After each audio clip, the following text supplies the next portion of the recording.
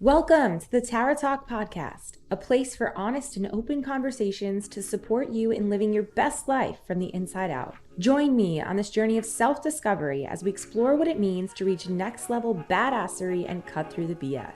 So tune in, stay a while, and I promise I'll be right here alongside you as we figure this shit out together. Samantha Ciaccia, welcome to the show. Thank you so much for being here. Thank you for having me. It's a pleasure. Yeah, Sam and I have been following each other, Sam or Samantha. I say, okay, Sam. Sam's fine. Yeah. She loves Sam. You know what? I will say, like, just straight up, my name is Tara, and it's always just like one word. It's really hard to like have a nickname. And so anyone that has a name that I can shorten, I like just shorten it for them, even though they don't say it's okay. So thanks for allowing me to do that. So Sam and I have been following each other for a long time on Instagram. I just love her story and so much about her. So I'm really excited to learn more about her and just hear her very inspiring story that she's going to share with us today. So welcome to the show and introduce yourself. Yeah, thank you. Appreciate you having me. And my name is Sam. Yes, it's Ciaccia. Funny story is I didn't know how to pronounce that correctly. It's Italian until I went over to Italy. So my whole entire life, we would say Ciassi. And then I go to Italy. I had a name tag. I was teaching a certification and they're like, Ciaccia, and you're from the South. And I was like, how do you know more about my life than I do? And I looked up, we did like a family heritage, and yeah, we're from Calabria, which is southern Italy. And I was like, wow. So I'm trying to get into the Ciaccia more. But yeah, so I am a strength coach, physician assistant, kettlebell expert. I don't know, people say that. And world traveler, currently in Mexico City, trying to figure out life and running my own business, but worked in New York for 10 years. Like a lot of things happening. So we can definitely go in different directions of how you would like. But yeah, there's a lot to go into. A lot about Samantha. But okay, let me go back. When did you realize that you said your name incorrectly? Like how old were you? I was 30 years old, 5 years ago. Okay, this is crazy that you're saying this and that so now do you just switch your, like how you pronounce your last name to everyone? I do. Sometimes I'll forget, like if I'm like doing like a quick IG story, I'll be like, hey, I'm Sam Ciaccia. But if I'm formally, I'll be like, oh, it's Ciaccia. Okay. I'm also saying this because my last name is La Ferreira. And I've always had a lowercase f. It's on my birth certificate as lowercase f. But recently, this is like another side story. I met my biological father and he was like, why do you have a lowercase f? And I was like, it's literally on my birth certificate. And it was just wrong. And so this was like two or 3 years ago that I learned this. And I'm like, are you like a little embarrassed that you didn't know this? Or you're just like, no, it's fine. It's like a part of it now. I was more like, not embarrassed. I guess I was just like, wait, why didn't I know this? Like, my parents tell me they still go by Ciaccia, but I was like, okay.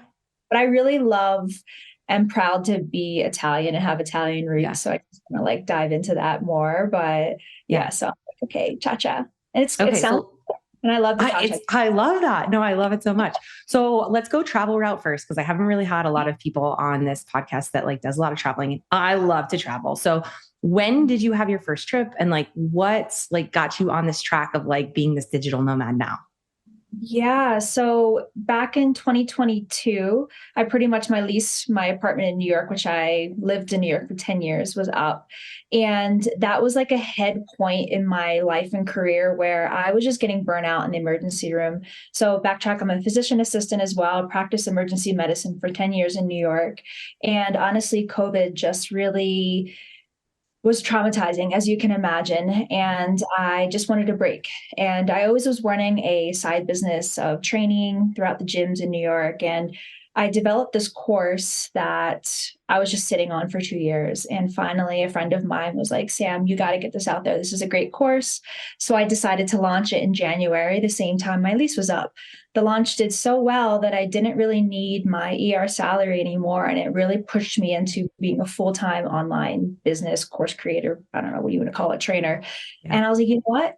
All these things are happening. I really want to get out of New York, just take a break from it. Let's go. So I booked a one-way ticket to Portugal because that was my logical sense was like, it's the closest country to New York. So I'll just start there and just keep going out, moving out and just kind of see what comes to life. And what opportunities present itself. And I love traveling just like you. I think it's really cool, and being like a solo female traveler, I think that's so empowering. And of course, everyone was like, are you afraid? It's like, no, like I've traveled in the past and done it with groups and people.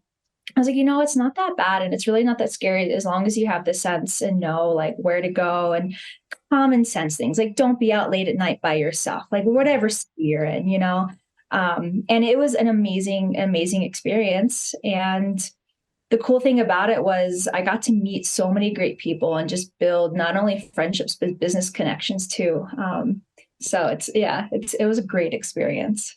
Okay. So you went to Portugal, and then how long were you there, or what was like your next step? Or was it really just like kind of go with the flow?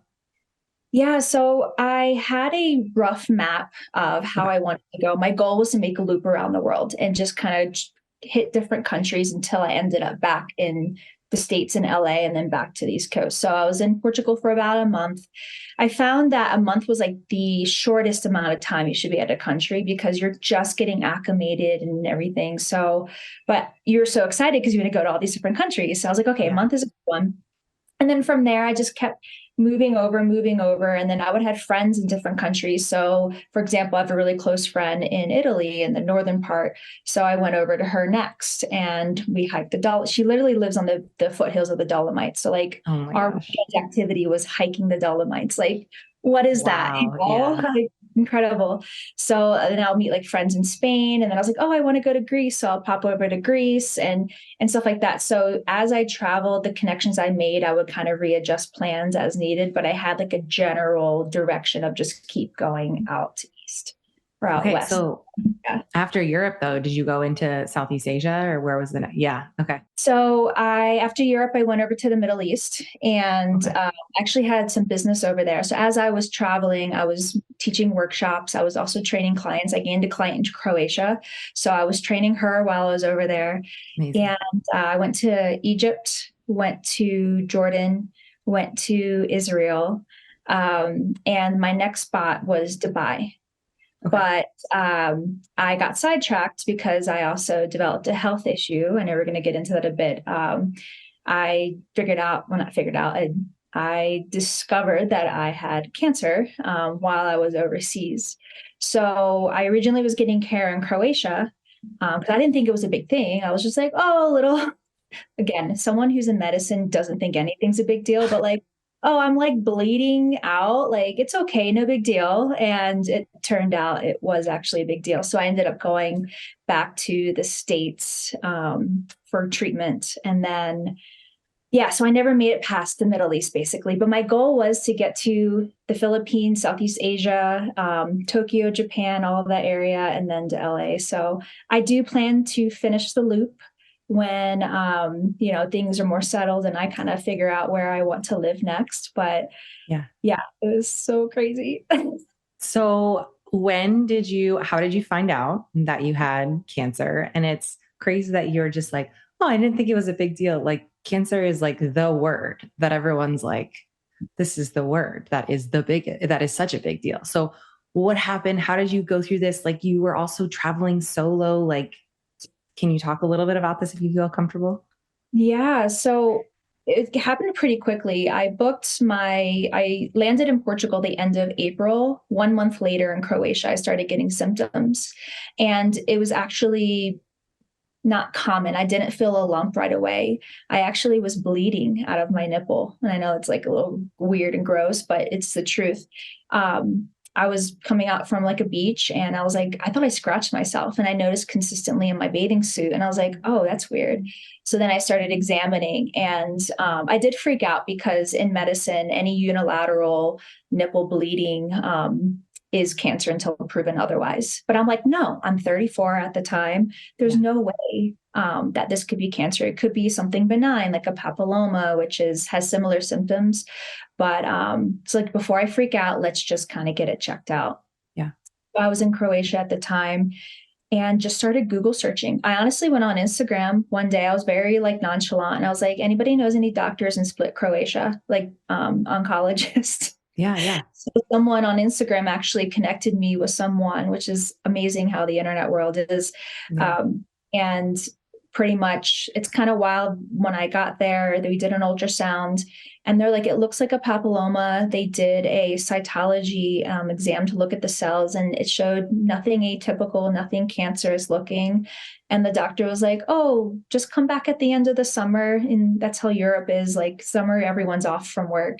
But like, it's no big deal. Come at the end and we'll do a quick take it out and you're good to go. I was like, okay, like deal, you know? And then as the summer progressed, I just noticed that my left breast was just getting a lot larger than my right. And I was like, this shouldn't be right. It was just getting more engorged. And I was just like, okay, maybe I should get into it.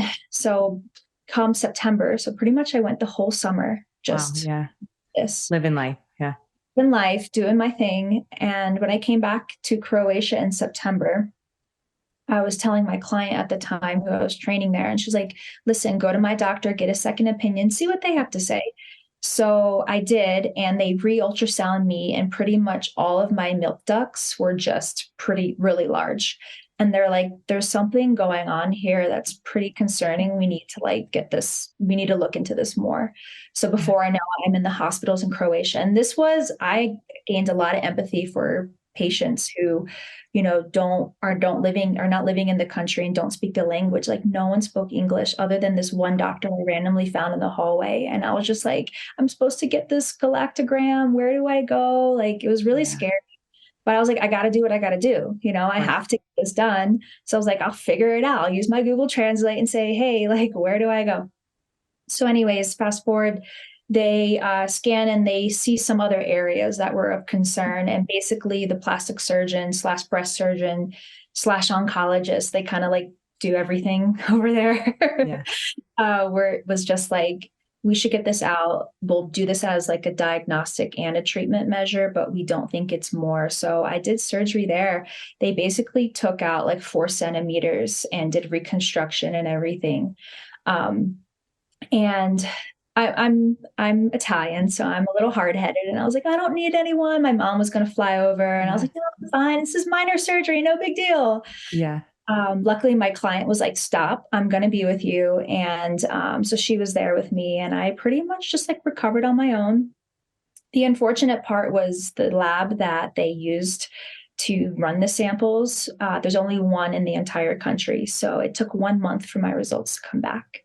And like the waiting, I think with anything that you're going through, the waiting period of uncertainty is the absolute worst. And you're really tested on yourself and how you're going to, you know, handle those situations. And I realized that being in Croatia, it was just creating a lot of anxiety. I was like, you know what, I'm just going to continue on my life and keep going. So a week after my surgery, I flew over to Tel Aviv and I started living in Israel and was just going to hang out there. And I went on, and pretty much after that, I was in Egypt, and this was a vacation. I was doing a cruise and like hanging out with new friends. And the second day into the cruise in Egypt, I got an email, Tara, an email, subject line DCIS, which is ductal carcinoma in situ, like not even a phone call. Oh my gosh. And I remember sitting at lunch on the Nile River in Egypt, and I looked down and saw that. And I like, the feeling of like your world just crashing on you, just immediate panic, you know? And I took my roommate at the time, and she's like this 23-year-old Australian girl that I met 2 days ago. And I was like, Bianca, like, I just need someone to talk to right now. And she knew what was going on. And that's how I found out that I had cancer. But the thing was, I was like, all right, well, there's really nothing I'm going to do about it. I'm on this trip for the rest of the week. Might as well enjoy my time. So I went about and, you know, did the amazing things in Egypt and went to all of the pyramids and went swimming in the Red Sea and, you know, lived life because nothing else is going to change. Might as well enjoy it before. And I had some work in Jordan. So after that, I went and taught some workshops over there. So then after Jordan, like a week or two later, I went back to New York and then had my first appointment with one of the doctors at Sloan Kettering. And I thought it was something little, you know, I thought it was a little it and they did some more testing. And she basically, the first time meeting her, she was like, you need a mastectomy. And I was like, I was not ready to hear that. And I was like, what do you mean? And she was just explaining, she's like, we can do biopsies, we can look into more. But based on what we see on your mammogram, it looks pretty dispersed out. And I was like in denial. I was like, no, I want all the biopsies and I want to make sure, like, I don't want to chop these off if I don't have to. And that's something I really realized as a woman of how much I was attached to them, you know, how much I loved my breasts. I loved how they were, and I didn't want it to change. And then I really had to dig deep about in myself of like, where do I find my worth? Where do I find my identity? Because you were having people are telling you have to lose this now. Who are you? Right. And not until that option was given to me did I realize that I was finding so much value and worth in myself via my body image, you know. I was like, holy shit, Sam, you gotta dig deep into this because this is not who you're about. You don't want to be that person, right? Yeah. So so basically from there, I just went through the surgery, went through treatment, and that's a whole crazy story within itself. But I'm here today, like finally done all of it on hormone therapy and just moving on with life and just, I will let you take a little breather because wow, that was I still have goosebumps and I feel your emotion because it's so recent, right? This is a very new thing. Like it was just last year, right? 2022. And we're at the end of 2023 now and in this recording. And I just want to say thank you for being open and honest and sharing your story because I feel like so many people, women specifically, need to hear it. And it's so valuable to take care of your body and yourself, but also finding your worth and what that looks like to you. So thank you so much for sharing it. And I heard it from you. And for me, all I could think of was when you found out that you were with strangers and that you still were able to like move forward. Like that is so powerful and inspiring to me. So like, what exactly, especially with this stranger that you were on the river with, like, how did you feel comfortable enough to move forward? Are you really good at compartmentalizing, or was it just like, I know I just have to like keep living life and keep doing me? Yeah, I think the compartmentalization really helped. And I am good at that because of my career in the ER. As you can imagine, Okay, yeah. we see and go through, we have to. And that also can be detrimental because you also get really good at shoving your emotions down, which I learned this past year I'm great at. So I'm learning how to feel again. But I basically did compartmentalize it to a degree. And it was just like that black cloud kind of hanging over me. But I was like, you know what? At the end of the day, I can't do anything about it. I'm literally not in the States. I'm eventually going to get there and do that. But I didn't allow it to consume my life. And I think that's something that's really important, no matter if it's a cancer diagnosis or any type of life altering thing that happens to you. Yes, it's life altering, but it doesn't change who you are. It doesn't, you get to control and have the power over how much you want it to affect your life. Like you go through what you have to go through, you do what you got to do. But the best way and the best approach that was suggested to me that I did take on was it was an experience. It was an experience that happened to me. I don't identify as a breast cancer patient, like consuming me. You know what I mean? Like, yeah, I had breast cancer. It was an experience that happened to me, but I don't want to be the breast cancer patient, the breast cancer girl, like just like I had a college experience, just like I had a New York City experience, I had a cancer experience. And that really helped me mentally detach from it because I didn't want that a part of my life to be everything of who I am. I'm much more than that, if that makes sense. Oh, 100%. And you can tell too, just with how you show up on social media and how you just portray yourself as a human being. And you're very multifaceted. Are you by chance a Gemini? I'm not. I'm a Libra. Libra. Okay. Are you, do you have brothers? I have a brother. Yeah. Okay. Yeah. I'm like you have your own business and you have your own thing and you have so many different things going on in your life that it's like, no matter what, you know what to lean into to move forward. And it's really cool to see just as a total outsider. Okay. What do you feel like was the biggest lesson that you learned from that experience, from that original experience? There's a lot of lessons I learned, but the biggest one, this is going to be an interesting answer, energy. So being that I'm multifaceted, I love doing things. I realized that I dish out a lot of energy towards a lot of things, right? And that's what makes me successful in how I am. But during this time and during this cancer experience, I didn't have that energy. And I had to learn how to truly be very specific and strategic of where I put my energy, who I put my energy into, and who I don't, because I don't have everything to give out. And I think prior to that, I was just dishing and dishing and dishing and giving out energy to people, situations, scenarios that didn't necessarily deserve that, didn't need.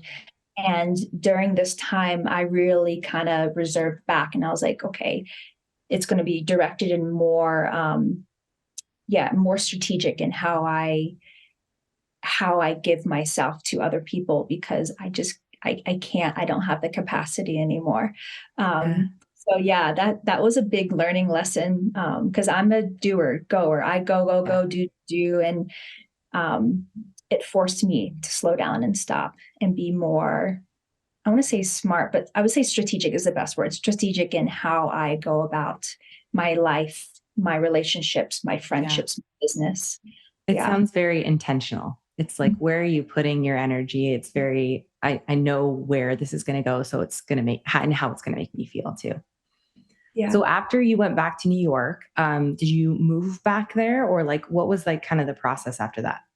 Yeah. So I originally went back to New York because I had all my connections there. My health insurance was global insurance, so I could essentially go anywhere. However, there was a hiccup in some of the wording of the notes. So basically, it was showing that I was getting symptoms 1 year prior than what I had, which I didn't have insurance with this company then. So they deemed it as existing. They cut me off the insurance 3 days before my surgery at Mount Sinai in New York. And not only did they cut me off, they basically said, we're not paying for any of this. So not only did that happen, but my surgeon called me, and that was when it was this back in February of 2022, the nurses in New York went on strike the day I was supposed to have surgery. So my breast surgeon called me and she was like, Sam, like, I literally cannot perform the surgery on you. I don't have a team. So we had to push back my surgery, and I didn't have insurance. So they were like, we need $25K for you to even walk into the OR. And I was like, oh my gosh, that's not even the other physicians, surgeon fees, everything else. Yeah. So my business is registered in Pennsylvania, which is where I'm from. So I was able to pretty much get insurance and transfer everything to PA. So now I have doctors over at UPenn and essentially had surgery there. But Tara, this is kind of the wild thing about all of this. When I was in New York, I was going for a unilateral mastectomy, right? Because I only had cancer on the left side, and I was I didn't want to lose it. So I was like, no, let's just do an augmentation to match the left to the right, or match the right to the left. And the doctors were fine. I go to Pennsylvania, see my new plastic surgeon at UPenn, and he was like, listen, I understand why you would want to keep the right side, because I want to have the ability to breastfeed one day and everything. And he was just like, I can't guarantee that for you. And I really think you should consider a double mastectomy. I really think you consider, because we're going to be able to match you better, et cetera, et cetera. 1 week before the surgery, I changed everything. I was like, all right, guys, we're doing a double mastectomy. Called the team up. They ordered the double implants and everything. Fast forward, results came back for the left side, which we knew was cancer. The right side, surprise, surprise, there is cancer in there as well. That wasn't fully developed and found yet, that I would have been facing a couple of years later on, So I'm just like, it's kind of wild the fact all these things happen, and in the midst of all of this, you're like, why is this happening? It's out of your control. And looking back, I'm like, oh, for me to meet that plastic surgeon at UPenn to help me understand why this was important, so then I don't have to go through this again. And then from a symmetry, Sam standpoint, I'm sorry, like a fake breast doesn't look like a real breast. And I just wasn't getting that. Now I understand. And I would have been so upset if I had one or the other personally. So it's just wild of how everything transpired and happened leading up to that surgery point that day. And he was an amazing surgeon. It was amazing recovery. So I'm grateful looking back, but I'm telling you, in the midst of that, I was pulling my hair out. Like, what is happening? Why is everything not happening for me? Why isn't everything happening? It's just like trying to swim up a stream, And it was all meant for a reason, right? Like, I have goosebumps all throughout this whole thing, because it's like, it was meant for you to go there and to talk to these new doctors and go through this whole thing. Wow. Okay. So it's been like almost, I guess, a year and a half or so since that surgery. And obviously that's a big recovery. Do you still have to go in and get checked all the time, or like kind of what happened after that? What's up, talkers? I'm not sure if that's our nickname yet. I'm working on it, so we're just going to go with it. Sorry for interrupting this episode, but I am here to talk about our sponsor for today's episode. Let's talk about supplements. What do you guys like to use? I love Legion Athletics. Give me that vanilla whey protein in a shake, in my overnight oats. Heck, I might even just dry scoop it. That's how much I love it. The texture, the taste, the quality, it's top notch. Not only does it taste great, but they're backed by science. From their protein powders to pre-workouts, they've got the formula down.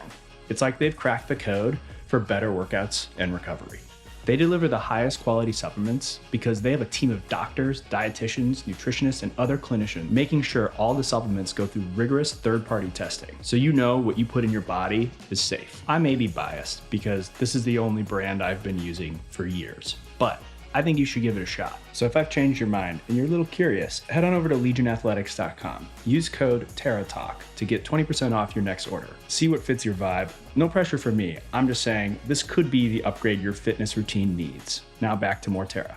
Yeah, so I pretty much, for my plastic surgeon, every 6 months to every year, I can get a checkup. I got just pretty much making sure that everything's sitting all right and I don't have any complications.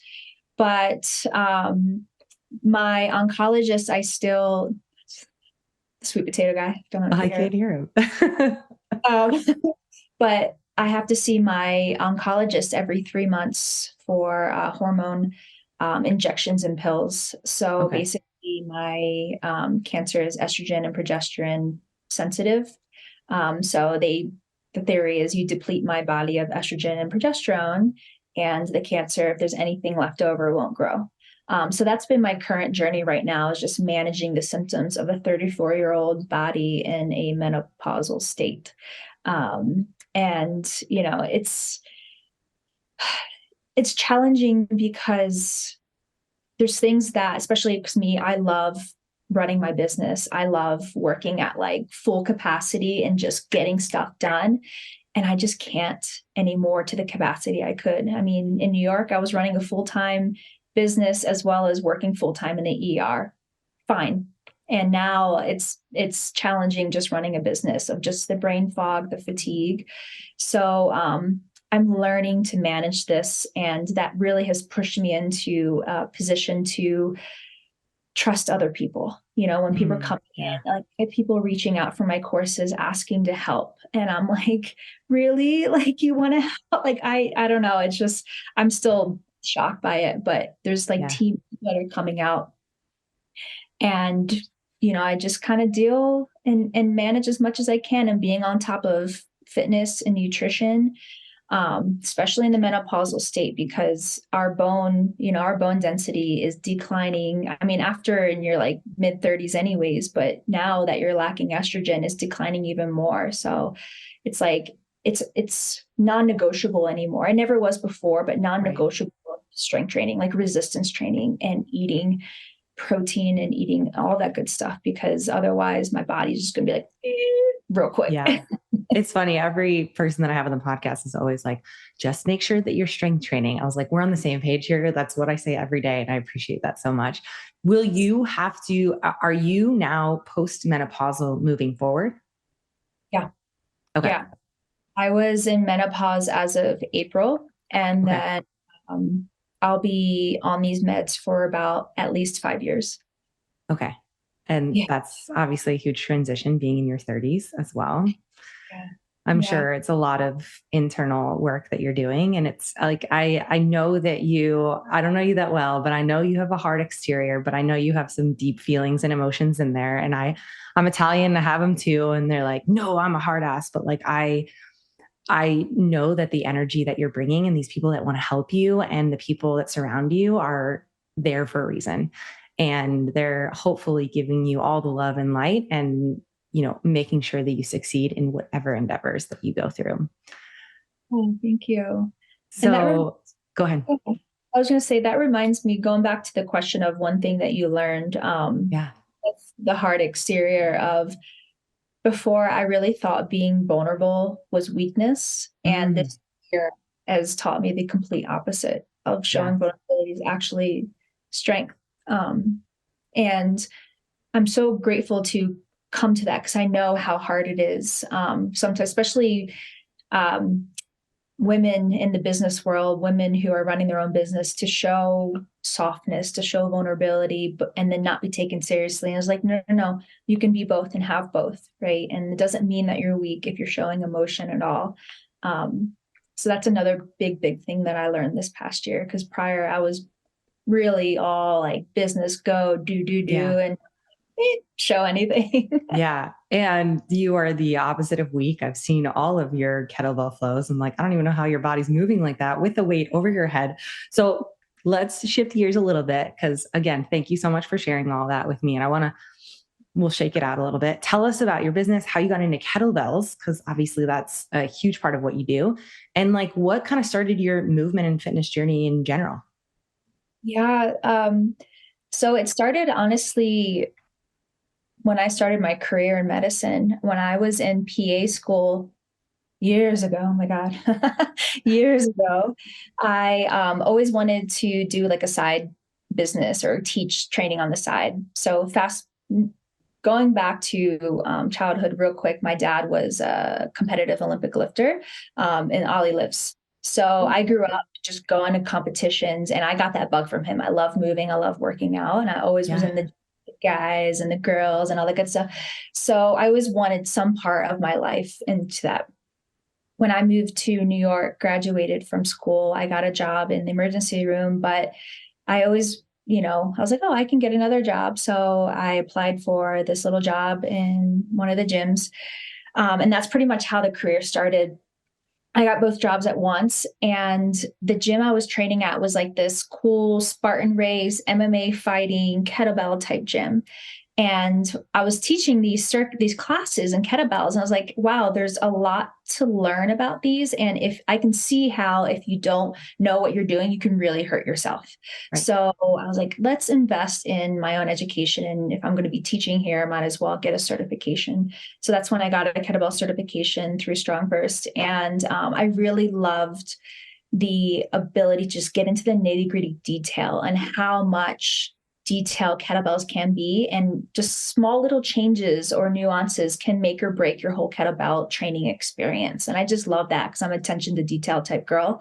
Yeah. And from there, I just really took to it and practiced, and then I started training my clients under it. And then I started realizing that I had a really good coaching eye to these specific kettlebell movements. And I was actually just telling my client earlier today, because she was just like, you see things that other people don't see in movement. It's kind of crazy. Yeah. And I was like, I just try to translate to you guys, especially on my Instagram with all the lines and arrows and force fields and stuff like that. That's what I see when I see you guys move. Like, I see the amount of force you're putting into the ground. I see like the angles and mechanics behind it. And I just want to teach others, because I think that's really, really important when we're talking about movement and health and like injury prevention and all that good stuff. So Yeah. That's essentially how my business called Bell Mechanics came to be. And it really focuses on just movement quality through anatomy, physiology, and our understanding of biomechanics to help yourself, or I also have it for trainers, for coaches to help their own clients. So that's essentially what my whole course is.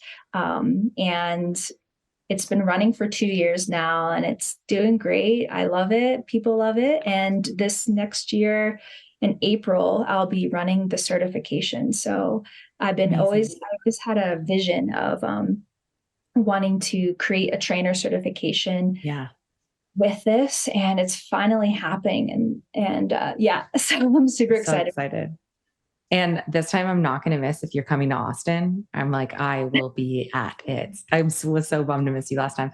Gosh, it's so cool. And all of your posts are like, they are so technique driven, form forward, but also just helping. Like little cues are my favorite that just like really click. You're like, oh, it makes so much more sense now because of that one thing. Even if somebody said it to you a million times, it's like slightly different and you're like, oh, that really makes sense. So I see like your top movements being snatch, probably clean, and maybe a swing. Are those like your top three? Yeah, they're definitely my three favorite and the three most common for sure. Yeah. As far as like expertise in what other like specific exercises would it be? I would say, what I love about like the snatch and the clean at least is that they are so complicated. And I just have this knack where like I want to take complex movements, break them down, and make them very, very simple for you, right? Because like when you teach a snatch, you can't just say, hey, go ahead and just get that over. There's actually certain components of what's happening at each joint that you can break down, and it's just easier to understand. So that's why I love, that's why I put a lot out, and a lot of people ask about it. So that's that. But honestly, with kettlebells, any ballistic type exercise, so like, swing, clean, snatch, I think that's what kettlebells really stand out when we're talking about kettlebells versus barbells versus dumbbells.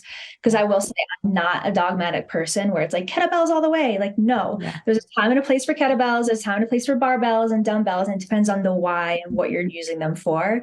So I really think kettlebells are really great for ballistic exercises. And if I were to choose one, kettlebell swing, like if you can get really good at the swing, there's a lot of great benefit you can get from it, no matter if you're a kettlebell guru or not. Like it's just a great exercise. Yeah. And it's like really, once you get that movement down, there's just so many other things you can add to it and make it more fun for you. So I love that. Do you do anything? Are you, and I know you're kind of just getting back into your movement journey and like feeling what feels good to your body, but like, what is your favorite way to move right now?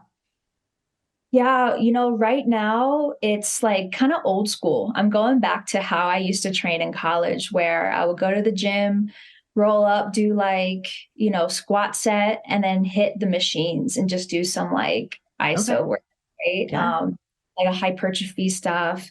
And that's just kind of like right now that I'm in, because I can't do high power, high output things at the moment. So that's kind of like my go-to right now. Okay. Yeah. And it's also like something that you can just show up and get it done and go home too. Exactly. Yeah. I love that. Okay. So you're in Mexico City now. Are you planning on, putting some roots down and hanging out there for a little while? Or are you still kind of just figuring out where you want to go next? Yeah. So I think I am. I've been trying to figure out the next step, and I always had Mexico City in mind. Now that one of my closest friends moved here and I'm already starting, one of my clients moved here. I've been here for about a month now, and it seems like this is the next step. And what thing I learned is like, I don't need to have my life figured out. I don't need to have the next 5 years figured out. All I need to know is like, this feels good for right now, and this feels good for the next like phase in my life. So I'm definitely going to give this a chance. And it always goes back to, it's kind of cool. I always wanted to become fluent in Spanish. And when I was in grad school, I actually wanted to graduate and then move to Costa Rica for a month and just become fluent and take classes. But I got a job right away, so I never could. So I see this as an opportunity to, take the time to be in a, Spanish speaking country. with my friends that live here. So it seems like the next best step. And it's amazing here. Like it's like jungle vibes, city vibes, but not the stress of New York, but you have all the cool restaurants like New York. Like it's a really neat place. Yeah. And then you have freaking the Yucatan, like an hour away from me. Like, oh, let me just go to Cancun for a weekend. Like what? Honestly, Mexico is like one of my favorite places because people only think it's like Cabo or Cancun. And I was like, no, like Mexico City and Oaxaca we went to earlier this year, which is amazing. And there's so many like in Mexico, so many little cities and spots and stuff in Mexico that are just like amazing. People are so nice. Not to mention the food, like especially in Mexico City, the street tacos were like 75 cents. And you're like, I'll take 7 of them. They're so good.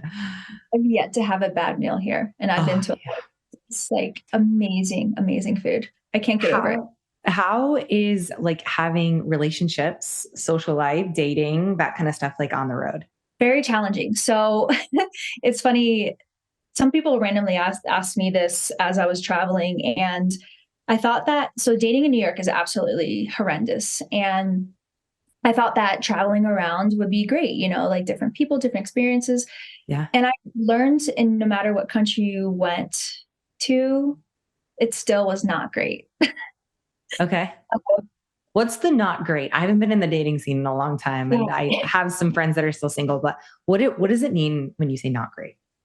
What I come across is that the quality of men that are out there, if you find a really great quality guy, they're the friend zone, right? Like you're not into them like that.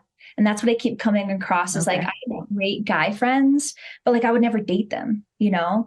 And anyone that I found interest in or anyone that I was like remotely attracted to, red flag, red flag, red flag. There's like something else happening. And I'm just, okay.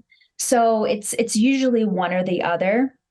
Now with that, I didn't really actively go on dates. Like I had those random like coffee shops, like, hey, you seem cool, let's go out to dinner. And it was absolutely like boring. But I guess I wouldn't consider myself the person that like just goes out and dates all the time. I'm a very nostalgic person where, not nostalgic, I would say I'm a very old school person where when it happens, it will happen. And I'm just kind of doing my thing. And I just don't, you know, I really don't have time to entertain, you know, people not of, you know, the whole energy distribution thing again. Yeah, I was just thinking it's all coming together here. Yeah. I don't have time to entertain that. So like when the time's right, it'll happen. I'm not actively, of course, I would love a partner. I'm not like just dating just to date. I'm very specific on who I date, strategic on who I date. So, and I made a rule to myself, and it's funny, someone made a comment the other day on my Instagram of like, how someone's so pretty, like you're still single. And I'm like, just because I don't post it on Instagram doesn't mean I'm not single. You know, like that's not my thing. I don't want to do that ever again, where pretty much I told myself when Instagram will know is when I'm engaged. Like I'm not. I love that. Hard launch. Hard launch. Like literally no one needs to know that. Like, I don't know. It's just not my thing, especially because everyone's so flaky these days. You never know. And also like you have a business to run, you have energy to be giving, and it is not to that. And it's like snaps for that, which is okay. So I mean, you just have such a great personality. There's so much to you. There's like so many different like angles, you know, we can go with like you in your life. What do you feel like is one thing you wish more people knew about you without them knowing your backstory at all? God, that's a great question. I think the biggest thing is that I'm a goofball at heart. And I know that like no one probably knows that. Because I enjoy myself a bit, but I am like a big, like I'm deep, right? But I'm also lighthearted and like love to have fun, love to enjoy. And I love to just be with other great people. And I think sometimes people may come off or may think that I'm intimidating or may think that I am, you know, standoffish a bit, maybe, I don't know. But I'm not Italian. It's we can portray that, but I'm just like, you really knew me. I am the softest. I have the softest heart. Yeah. I am like super, super sensitive and emotional, but I think because I put on that hard shell because I know once that shell is broken, it's just like, you get all of me, friendships, relationships, everything. So, I think like I am who I am, portray myself on Instagram, but I put more of a business aspect because I run my business on Instagram, right? Yeah.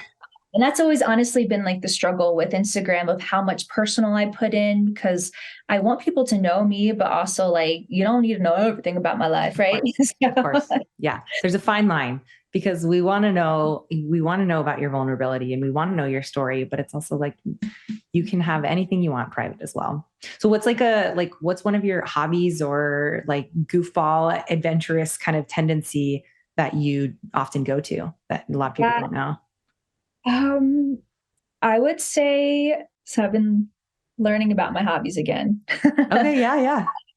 Because that's been a big thing, honestly, with business and work is I like lost that. I became so imbalanced. Yeah. I'm relearning that.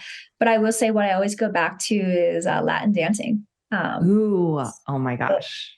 I love salsa, bachata, merengue, got into Brazilian. So samba, forró, all that good stuff. So that's my like relaxation. That's my like let loose time.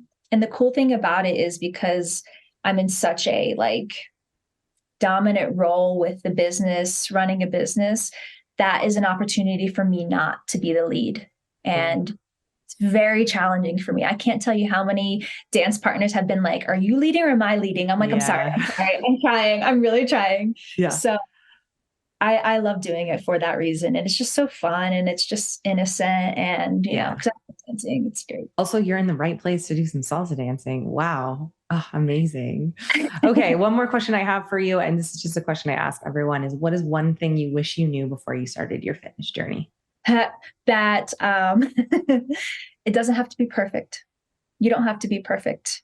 Not everything has to be planned out and laid out as you imagine because it's not going to happen the way that you think it's going to happen.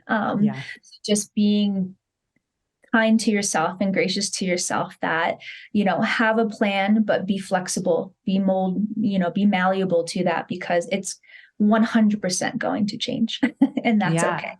Just like a snatch might change midair. You're like, where is this going to go? Okay, Sam, what is next for you and your business?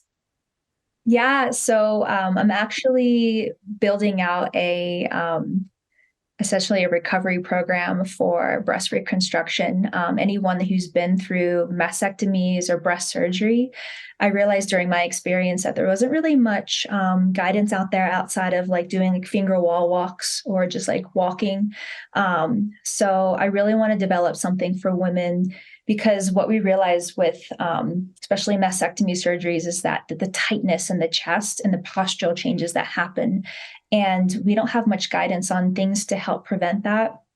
So I just started logging myself and figuring out exercises that helped. And the cool thing about it, Tara, is that when I started implementing these exercises, my pain was going down and I was able to get off the narcotics sooner than I thought. And I'm like, oh my gosh. This is like, so it's kind of cool that I've been putting this out there and I have a list of women that are like interested in it. Someone from NYU, the breast reconstruction team reached out and she told the entire team and they're like, we want a part of this. So this is incredible. And they're just waiting for me to get this done and out and partnering with them. And that was my like long-term plan. Didn't realize it was going to happen sooner or later to get this out to hospitals and just anyone who needs help with this. So that's the biggest thing I am working on. In addition to Oh, that's so exciting. And I know you also said you have something in April coming up for a certification too. Do you want to just talk about that real quick? Yeah. So this is with my bell mechanics. It's like the kettlebell trainer part. So it's kind of cool how I realized with with certifications or just continuing your learning as a trainer, a lot of education out there is like you take a written exam and boom, you're a trainer, but there's no practice on the practical aspect of like, how do you engage with people? What do you do actually on the floor? Yeah. So coming from a medical background, that's what we had to do. As a clinician, I got tested with the written exam and I got tested with the practical, where I had to walk in a room and I was given a case study and they would grade me of how I navigated the situation with my patient.